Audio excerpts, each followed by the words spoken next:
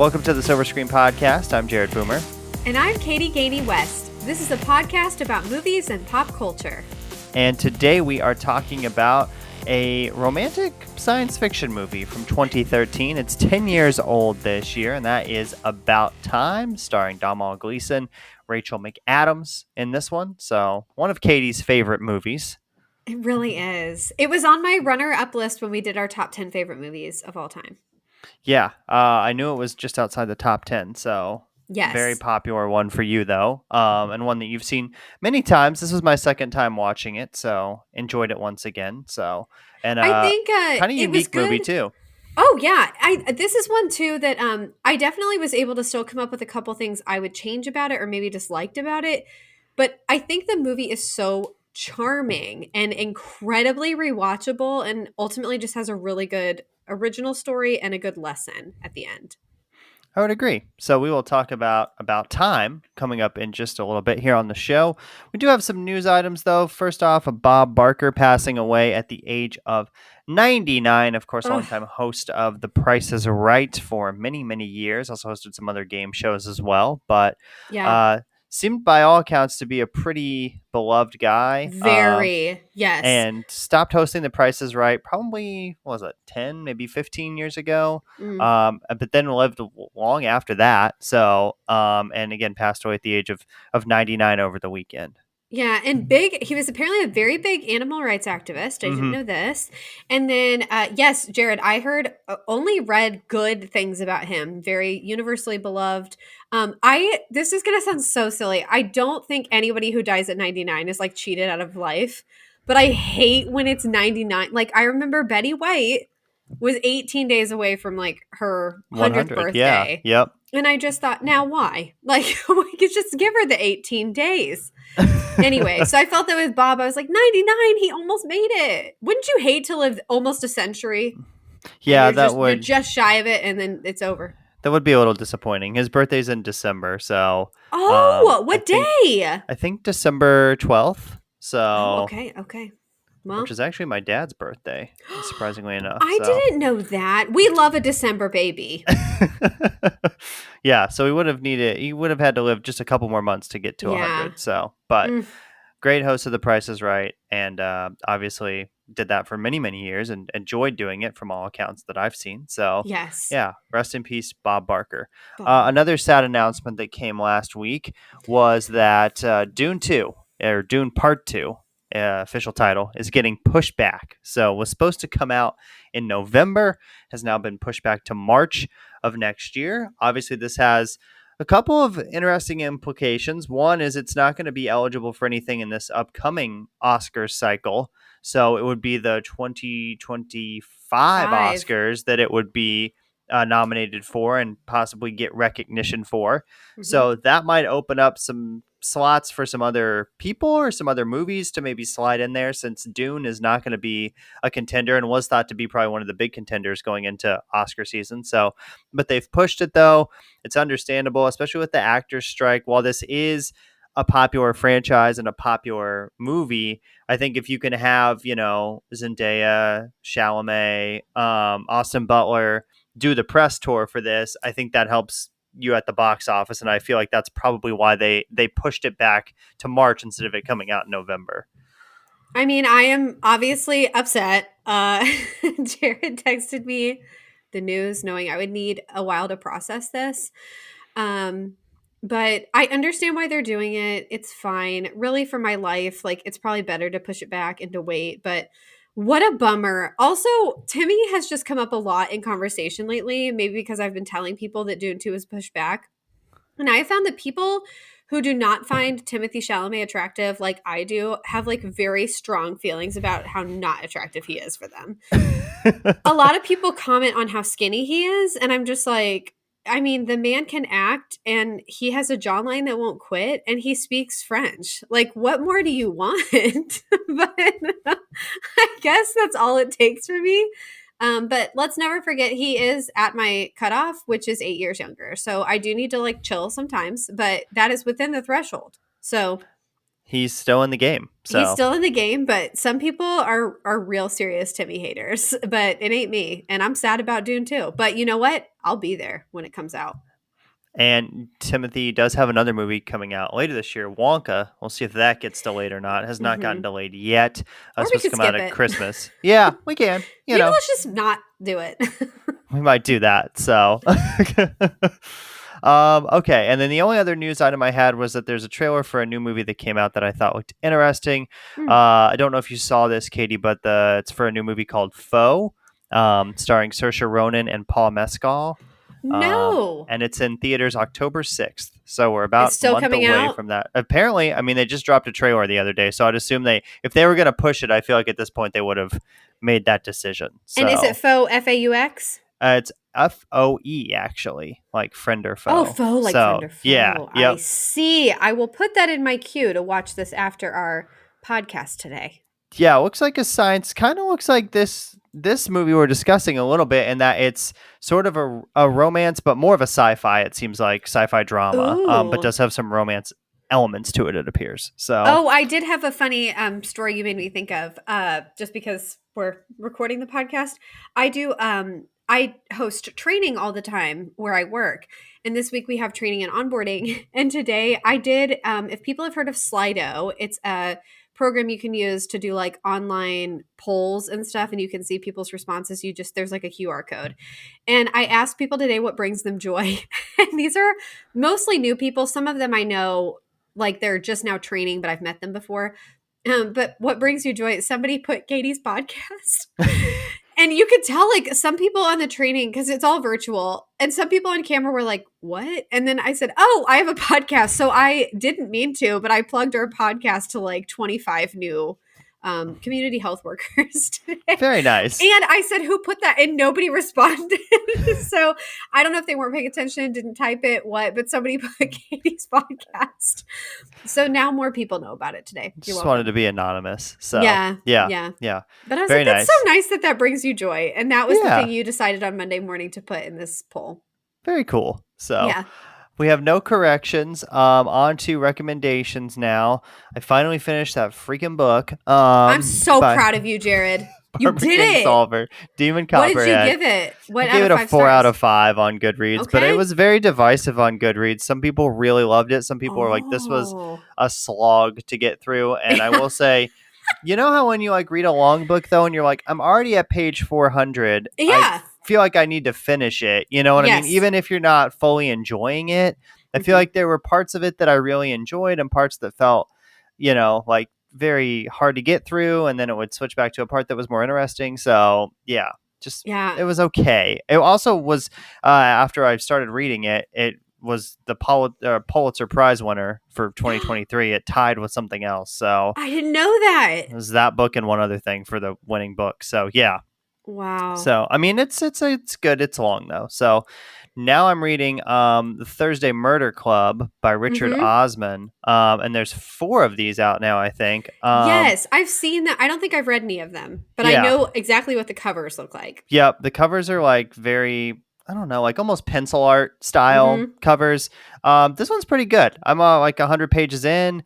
It's about a group of 4 people who live at a retirement home, assisted living facility, and basically try to solve murders. So Well, that's adorable. yeah, it's cute. It's fun. It's very funny. There are some parts that I have laughed out loud at. So the writing is very, very good. And I would say this one is a much easier read than the last book I read. So I feel like I'm going to finish this pretty quickly. So Excellent. That's good Yeah. after a slog. yeah, yep. Something to just, add to the list and move on. So it's only I'm reading 300 a pages book- too. So That's that's good. The book I'm reading is 300 pages. Okay. The book I'm reading now I really like. And actually, it's funny you said Wonka because there is an association with it. But I'm going to wait until next week because I'm hoping to finish it tonight.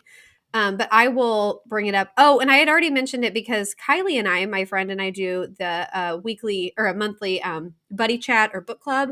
And I'd already mentioned it in a previous episode, but I'm really liking it. So I'll let you know what my final outcome is. Okay. But I wanted to recommend, and just like that, I know we've talked about it. This is not news. But I've talked to some people who it's kind of like Timothy Chalamet. It's very polarizing. Some people are really not into the remake, not remake, but the continuation of the storyline. I watched the finale. I caught up, finished it this weekend. I really like where and how they ended things with all the characters this season. Okay. There were some things that made me upset, which I won't say because I don't want to ruin it for anybody. But I felt like the way they wrapped up storylines or the cliffhangers they left were dealt with in a really adult way. I don't know a better way to say that, but I think it's been really good storytelling, and I'm still interested in what the characters have to do, and I'm glad it's been renewed for another season. So that is my take on season 2 of And Just Like That. Very And nice. then this is also not new, and I've watched it before and talked about it. I had a hankering to rewatch Fleabag. I don't know what came over me. I just was like, I have to rewatch Fleabag. And it's such a short commitment, which is also sad because I could probably watch 300 hours of that show. But if anyone's curious, it's on Prime. There's only 2 seasons. Episodes are 30 minutes. You're committing to 12 episodes. So, like, you could watch it. I remember the first time I watched it in a night. I just stayed up the whole night and just watched it, like till I think 5 a.m. But I wanted to rewatch it. Also, I have such a crush on Andrew Scott, and he's the hot priest in it, which will make sense if you've watched the show. Everybody, I'm not trying to be just blasphemous and rude, but he is fantastic. Phoebe Waller-Bridge, she's exceptional. Both I love her as an actress, but I really love her writing, and I think it's one of the smartest shows I've ever watched. And it was kind of one of those things that was lightning in a bottle. It was so brief for a moment in time. But I feel like Phoebe knew she had a hit and just knew she had to get out of there. So she didn't ruin it. So that's why there's only 2 seasons. But dang, I love it so much. If you haven't watched it, I encourage you to watch Fleabag on Prime. Again, low commitment. Great show. It is extremely, I would say, extremely inappropriate for children. I would never watch this around a child. There is a lot of sexual content and a lot of swearing, but I think the show is genius and I love it. Cool. That's Yeah, it. obviously very well regarded show. And Mm-hmm. now we're seeing more and more shows that are like stopping after a few seasons because they're Yeah. like, we've told our story and we're kind of done. So, Succession just did that after 4 seasons. And I think if you've finished your story and you feel like you've wrapped it up in a good place and you don't feel like you have enough to write 10 more episodes or whatever, then I think that's perfectly fine. So, we see like with shows like with Ted Lasso, like the 3rd season was not that great. And then it seems like they might do a 4th season. I So liked it. it I liked it. was okay. Why It am wasn't I as the good as the only first or one? second season. Not to So mention, is it Jamie? Jamie's the one that, Jamie yeah, Tart. Jamie. Yeah. I loved Jamie Tart's arc this season. Just, he's really changed a lot from when we met him, and I'm proud of him. So is Roy. So Yeah, I mean, Roy, I've got a crush on Roy, obviously. that's been Ted Lasso talk. Season Yeah. 4 may be coming at some point from Apple. Okay, on to our thoughts on About Time, released on November 8th of 2013. So great Crazy. release date. We're just getting into Thanksgiving, the holidays. You're spending more time with your family. This movie's about Yeah. family and cherishing time with your family. So I think they slotted that perfectly, honestly. Yes. With the Agreed. release date. So rated R for some sexual content and language. Runtime is 2 hours and 3 minutes or 2 hours and 4 minutes, depending on what you look at. And then IMDb is a 7.8 out of 10. Rotten Tomatoes critics 70%. Audience 81%. And this movie did okay at the box office. Domestically, $15 million. Worldwide, $87 million. Now, I don't think it had a super large budget because there's no like CGI in the movie. Mm-mm. Rachel McAdams was known at that point, but Domhnall Gleeson, this is kind of like one of the first things that he's like got a really big role in. And it's not very expensively made either. There's like just a couple of sets. Most of the scenes take place in houses, so it seems like it would be a pretty cheap movie to make. So Also, I think this was the first movie I ever saw Vanessa Kirby in and Margot Robbie, who now have blown up. I mean, we're all talking about Margot because of Barbie. yeah, and But Vanessa's both in of them, Mission Impossible. So yeah. yes, and both of them have done so well. But I think this was the first thing I saw them in, and Domhnall too. This was the Yeah. first thing I saw him in. So the synopsis for this movie is: at the age of 21, Tim discovers he can travel in time and change what happens and what has happened in his own life. His decision to make his world a better place by getting a girlfriend turns out not to be as easy as you might think. And this is directed by Richard Curtis, who has done a couple of these types of movies. He's from Mm-hmm. New Zealand, excuse me, not New England. And he's known for Love Actually, which is probably his most famous movie by far, Four Weddings and a Funeral, and The Boat That Rocked. And he was nominated for a Best Screenplay Oscar for Four Weddings and a Funeral in 1995. He does have 3 upcoming projects listed where he is a writer, including That Christmas, The Little Mermaid, which we just had one of those come out. So Right. very interesting there. Uh-huh. And an untitled project for Peacock with Melissa McCarthy. So those are all the And things that he's directed.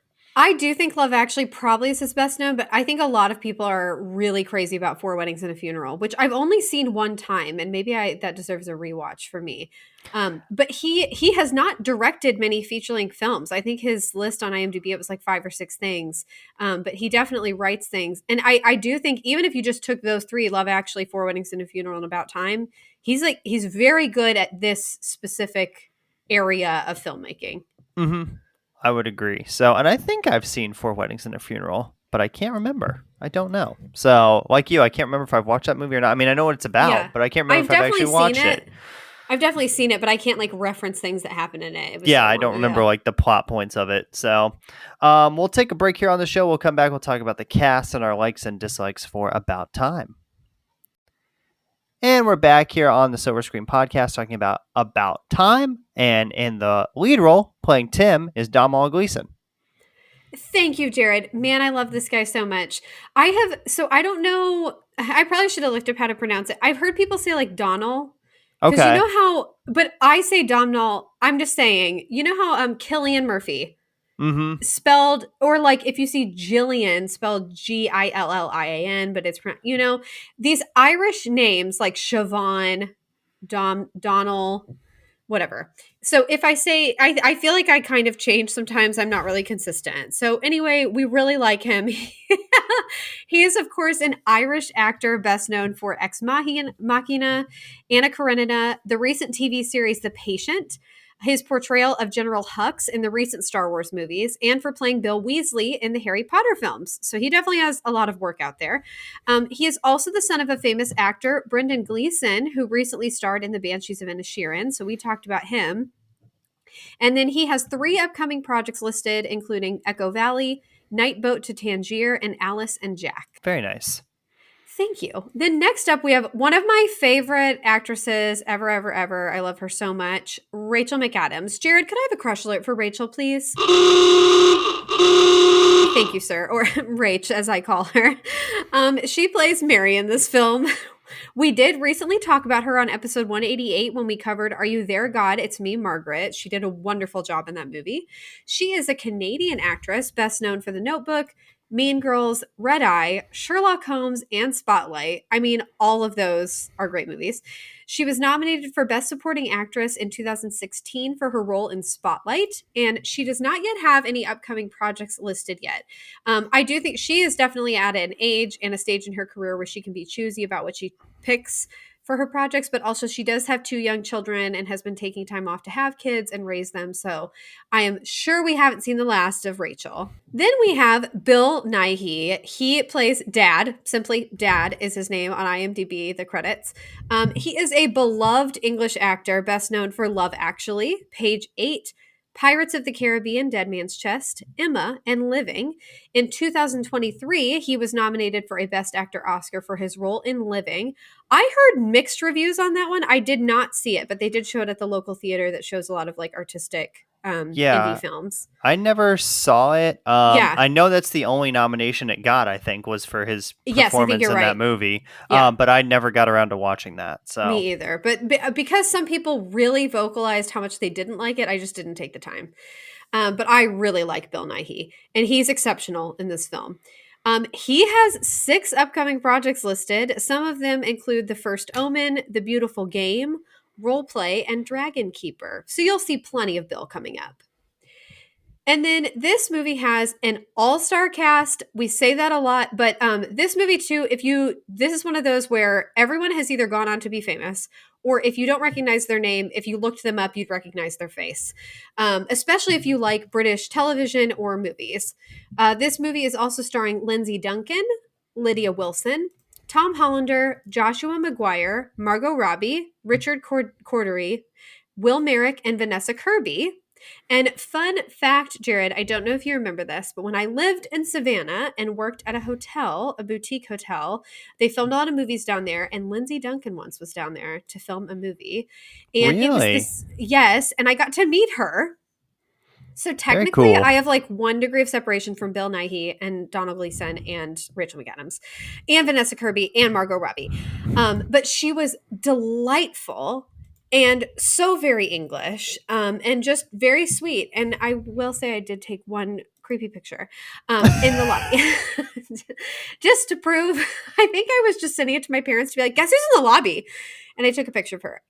Lindsay, if you're listening, I will never upload it or do anything inappropriate with it. But she was so nice. So I did get to meet her. Lovely person. And I looked up the careers of Vanessa Kirby and Margot Robbie while you were talking. So Vanessa Kirby had done a few things before this, more than than Margot had done. She had been in a couple of movies, couple TV shows, things like that. But then after this, really started to do like some bigger movies for sure. And obviously, when she got in like the Mission Impossible movies and the Fast and Furious movies, and on The Crown, she was set. So, and then Margot really didn't have much before this movie. She was on a TV show called Pan Am back in 2011, which I think was 1 or 2 seasons. And then this was the very next thing she did. And then right after this, she did Wolf of Wall Street. So, yeah. Well, and she'd been on a soap opera in Australia that was super popular. I think it was called Neighbours. And then Pan Am, I only remember that show because it was one of those, it was still when people were doing like Friday night lineups. They were doing like TV shows were popular and like Fridays and Saturdays were built in for like staying at home and watching TV. We were still kind of there. And Pan Am did terribly. Like I remember Pan Am was chock full of beautiful ladies. And I would have never known about Pan Am, like the airlines in the 60s and how you could smoke on the planes and all that stuff if that show hadn't come out. And I didn't watch it, but I remember it was so short-lived that I thought, whatever happened to that one show? And it was canceled immediately. So anyway. Yeah, it was supposed to be like a real big hit. And it was not. Nope. And it came on Sunday nights on ABC, it looks like. So they put Sunday it in nights. Okay. good time slot, probably right after like Desperate Housewives, honestly. It was probably about that time. So, yeah. And Sunday was probably easier to watch get people to sit down and watch TV. A Friday or a Saturday, I think that can be a harder thing to like sit through before we had like DVR and all of those things. Man, life has changed so fast. It has. So, and only had 1 season. So, I don't even know if it got through all the way through its first season. I don't doesn't think look like it it because it ended in February. So, yeah. Yep. So that was one of Margot Robbie's first things that she did. So now she's a big time movie star. So let's get into our likes now for About Time. One like that I have and we both share is that the time travel in this movie works really well. I like that they set up some rules for the time travel. Like, me too. He can only go back to moments that have happened in his life. That's great. Otherwise, we've got wide branching. Why can't he go anywhere? No, he can only go to moments that are in his life. And then obviously if you go back in time and you change something, then that changes future events. So I think that's really smart too, that things are affected by what you do if you do go back in time. So I like that because it sets a good foundation for how the time travel works in this movie. Exactly. And although obviously I'm pro women all the time, they even have the rule of this only happens to males in the family. For some reason, it's like this only works in this family. It only affects the men. I agree with you, Jared. There was some good rule setting that I think is severely lacking in time travel movies. And I was laughing too because just a couple episodes ago, I was talking about how time travel, I think in general, people do it very poorly. There's very few examples where I think they do it well. This is a movie that I wanted to call out that they do it super well. And I also laughed because I kept thinking of Indiana Jones, the new one, where Sicily. There it is. There it is. Sicily, 1939. Call back to a previous episode. Hopefully, some of you are laughing because you listened to that one. Hopefully, some of you saw Indiana Jones. It didn't Yeah. do amazing at the box office, so. And hopefully, some of you remember that Mandy sent the funny meme with Sicily 1912 that is from Golden Girls. So you just need a little bit of backstory to So understand many that joke. But jokes. if you have it, it was probably very funny. So Yes, but I think that the time travel is done so well in this movie, and it's an important part of the story, but there's rules around it, and it's not like a main character. It's not like something that takes away so much from the story that you don't focus on what's going on to the characters. It doesn't take you out of the story, I'll say that. well, and because really only one character, our main character in the movie, can time travel, I think Mhm. that helps because you only have Yep. to pay attention to that one person. And every time he does it, he has to go into like a room or a closet. Again, Yep. just another good storytelling element that, like, if he does that, you know, he's probably going to time travel. So it Yes. makes it very easy for the viewer to understand. Like, you're never in this movie confused about where is he going? Where did he travel back to? Sometimes it's a few minutes, sometimes it's days, months, Yep. years, but every time it makes sense. So, And the fact that there's consequences. Some mhm. movies will put in time travel and there's no consequences, which just Marvel, that's not the way time works. What one? Marvel, just Oh, not. yeah. Thank you. Yes.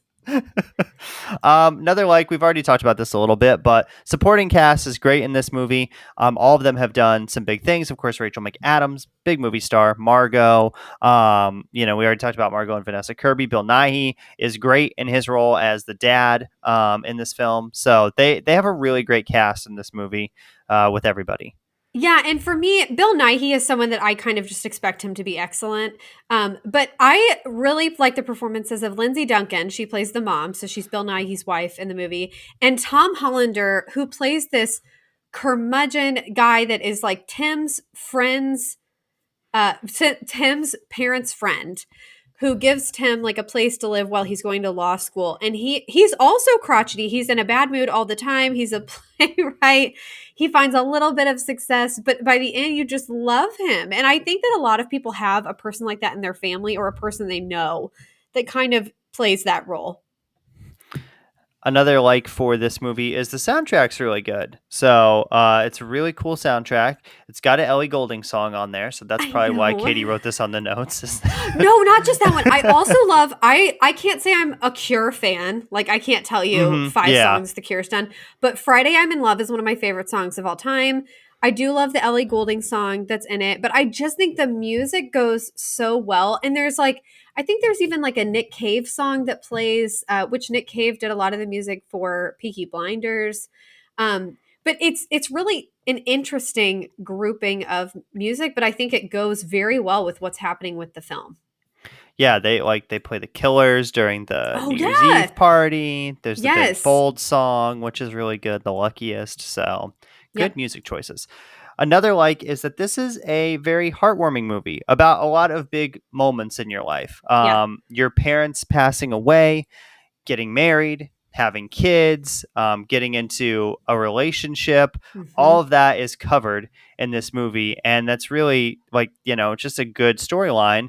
And I think what I really like about it too, in relation to that, is just how like real the movie feels too. Like some of those Yes. like parenting scenes with Domhnall and Rachel McAdams feel very realistic to how, Mhm. things probably work in real life. And some of the conversation they have, just the writing and the way they act, that seems very natural. So I really enjoyed that part of the movie. Another one of my favorite scenes in the movie is like the subway scene as well, because it's just Oh, showing you like all these times that they're going to do things throughout their life. And, yes. sometimes they're going to work so they can't ride together. Sometimes they're coming back from a date or, Mhm. going to the grocery store or whatever. So liked those moments as well. But overall, it's just got a really heartwarming message. Yeah, this movie to me seems very realistic. If you take out the time travel element, Yeah. it's realistic about relationships and how there's highs and lows of all of them with parents, with raising children, with marriages, with dating, how there's ups and downs, but how it's all beautiful. And even friendships, and then also sibling relationships. Domhnall Gleeson's relationship with his sister in this movie is so beautiful. And it's interesting too because he just adores his sister in a way that I think you don't see a lot of men maybe like how they portray that, or they don't really like convey those feelings, certainly not on screen. And then also his sister, she's in some bad relationships. So there's some substance abuse issues there. And you see that kind of turnaround. And I like too, we see a lot of movies that are still very well done because divorce is unfortunately a big part of our society. But we see a lot of movies where relationships fall apart or people are really unhappy or they're having affairs. And this is a movie where people are really very happy in their relationships and work hard to keep them going. And it shows like conflicts between them. But like I think there's a moment, I know there's one scene that I definitely laugh at when Rachel McAdams is trying to get ready for like a fancy dinner and she has to pick a dress. And I think she's had a baby, so she's feeling a little self-conscious about her body, but she of course looks fantastic because she's Rachel McAdams. And she's trying on these dresses. All of them look good. Some are like sexier than others. But they go through maybe 10 outfits and then she goes with the original one. And I just thought, I think every woman in the world can relate to this. And I think every man can be, who's been in a long term relationship is like, oh, yes, I've lived this moment before. Because he's like, isn't that the one, like the first one that you tried on like 2 hours ago? And then they also like having kids, seeing how they parent together, co-parent is so cute. There's so much about this movie I love. And then another thing, I put this in a dislike, but this movie, because it is so realistic and so well executed, I think, I can't get through it without crying. But it's because everything is so realistic and so charming. Yeah, yep. It's a very emotional movie, and it just kind of you reflect on things in your own life and the message of Yes. the movie, and so that just hits you emotionally. So, Yes. it's a original idea as well, which is very cool. Obviously, time travel has been done, romance has been done before, but to kind of mix the two together is a cool concept. And Hmm. interesting too that like Rachel McAdams is in this movie, and then she's also in Midnight in Paris, which is like kind of And the same thing going on. Time Traveler's Wife. Yeah, So yep. she's in a lot of movies about time travel. She loves her time travel. She loves it. But this is just a really charming film and a original idea, which is cool to see. So, especially for these smaller movies, being able to pursue some of these original ideas is always a good thing because you get sick of the same old all the time. Yeah, I mean, I talk about this. I think I talk about wanting original ideas as much as we talk about movies if they're short or if they're too long. I just really like an original idea, and this is I don't know that it's even something like the English do better, but I just this movie feels so different than a lot of the kind of garbage they can peddle in America really fast. I don't know. I mean, we make some phenomenal films. I do think we have the best film industry probably in the world in North America, but I just think that so many things we're relying so much on CGI, superheroes, and men blowing up cars and stuff. And it's nice to see movies that don't revolve around that. And then the final like is that this film has a great message that we've talked about a little bit that if we, had the ability to travel back in time, it wouldn't be worth it. And to kind of live every day, a day at a time, and to be present and to kind of act like that's the only time that you would live that day. And then, at the end of the movie, Bill Nighy is talking to Domhnall Gleeson and says, what you should do is you should travel or you should live every day. And then, travel back in time and relive that and kind of notice things that maybe you didn't notice before when you were going through it. And then he just applies that to like his whole life where he doesn't even have to time travel anymore. So I like that. And I also like with the time travel thing, one thing we forgot to mention is that like if you have a child, you cannot go back in time travel or that child Right. will be different. So that Hmm. creates some stakes and some consequences as well. And again, another good thing about the time travel aspect. Yes, I the message of this film, I mean, I don't even know that we're really spoiling it, but ultimately it's cool that he has the gift of time travel but needs feels like he doesn't have to use it, or if he uses it, it's just so he can appreciate the mundane moments of life that he didn't appreciate the first time through, which is a gift. And it reminds me, I only thought of this cuz I saw this recently, but I think we talked about it before. There was an interview with Anderson Cooper and Stephen Colbert, and they were talking about death because they both have experienced deaths that impacted them at a very young age of siblings and fathers. And they cry in this interview. Anderson Cooper, I remember, cried in this interview, and it was within the last year or two. Um, but Stephen Colbert, I'm not going to do it justice, but he basically talks about to accept life and to appreciate and enjoy everything about life, you have to understand that there will be suffering. And I think that's a universal theme that comes up a lot in religion, but I think that that's beautifully said. And if you can watch this interview, I strongly encourage you to watch the 3 or 5 minutes where they talk about it. But he's just saying, like, life has ups and downs. There's all sorts of things that will go wrong, but there's a lot that will go right. But part of the beauty of living is going through all of that. And that's why it's important too to have people that you can rely on, and things to help you get through the hard times. But I love this movie. I think this movie does this better than so many others. And I like that it just finds a lot of joy and beautiful moments in everyday things: going to your job, riding a subway, being with kids.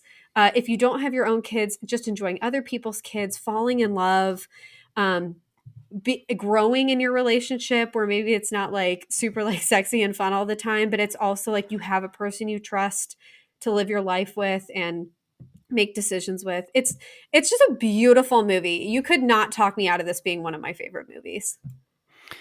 So we'll move on to dislikes now, and I have a few, and then you have a few as well. One though is that this movie was maybe not marketed very well. I feel like it's kind of a hard pitch to put in a 2.5 minute movie trailer, like to kind of get everything across, and then it's like, who is it for? It's really for everybody, but when you see the trailer, you're like, this looks too sci-fi for me, or that looks too romantic for me, or I don't know a ton of these actors maybe. All those things could factor in when you were deciding in 2013 if you were going to go watch this or not. I can't even remember the marketing for this movie. I put that down though because I thought I don't remember anything about the marketing, and I don't know, quite frankly, if they had talked about time travel a lot, I don't know how much I would have wanted to see this movie. And really, come to think of it, I don't even know why I ended up seeing this movie. I don't know if someone referred it to me. I don't know if I saw it in theaters first. I cannot remember. I just know that once I saw this movie, I've talked about it to everyone and anyone who would listen to me talk about it. And it's one of the movies I've watched more than any other in my collection as well.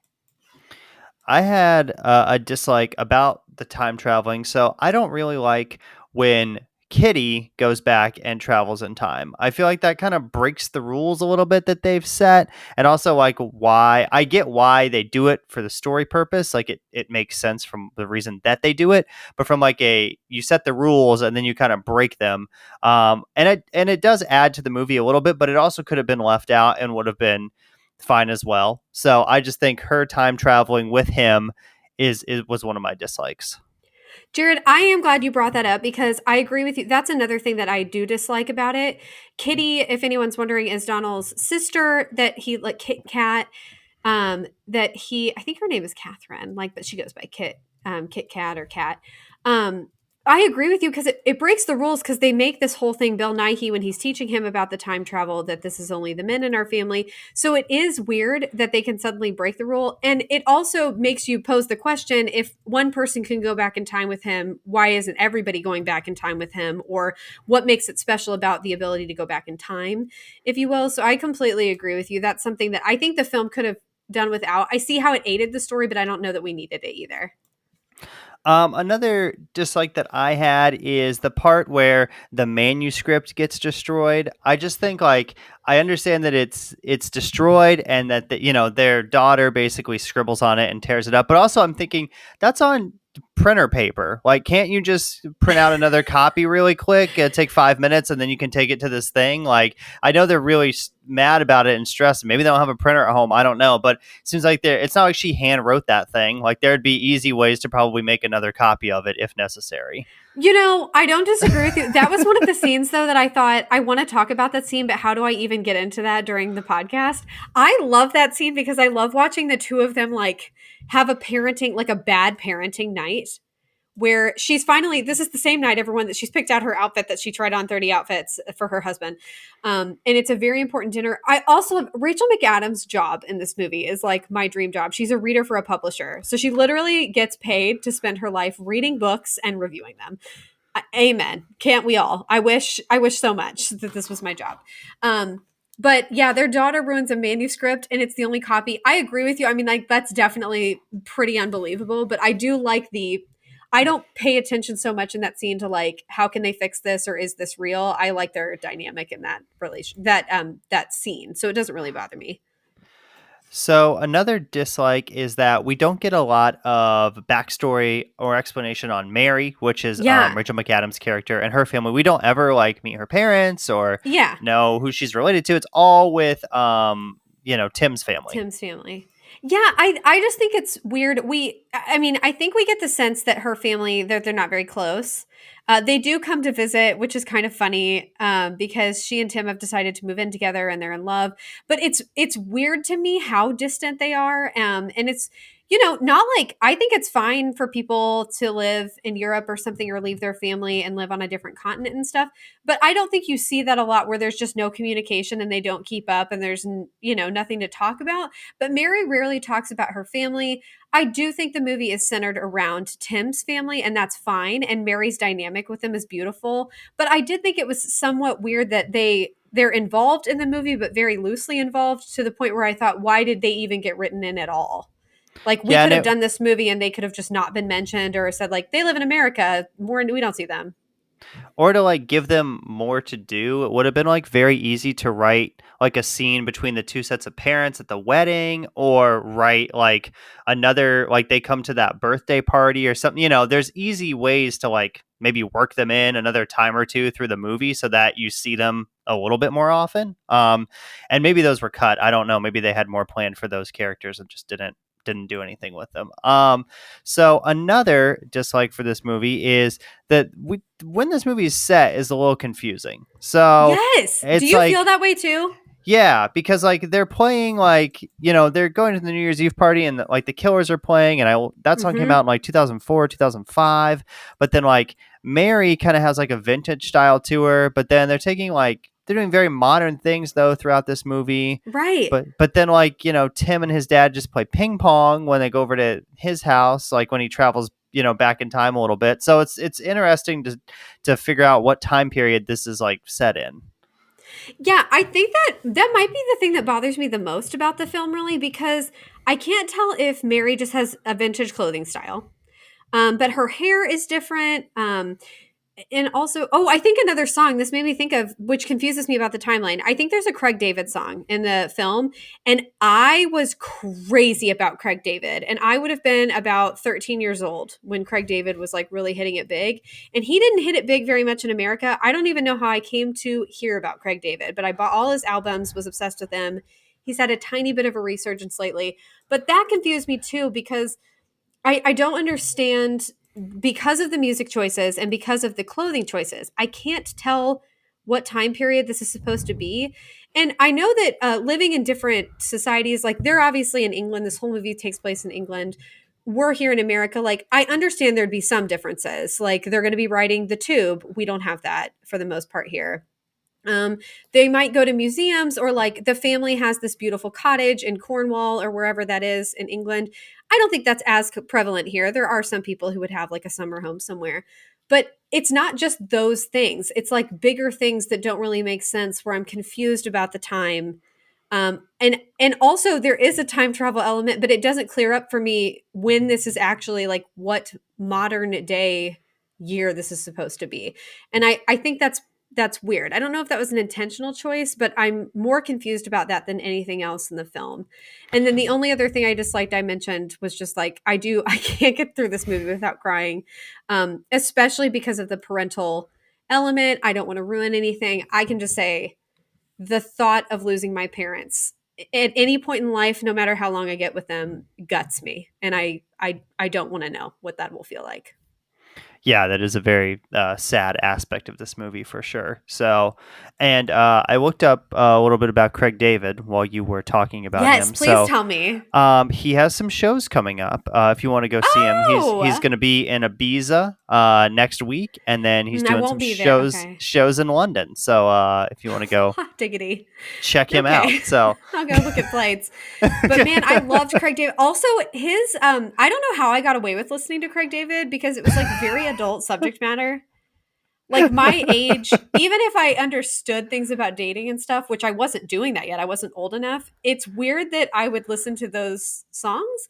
I think that that's something a lot of us can relate to, but like the older I got, the more I would like go back and listen to them and I'd be like, I don't think I should have been hearing this at 12. But I love Craig David and there's a Craig David song in the movie.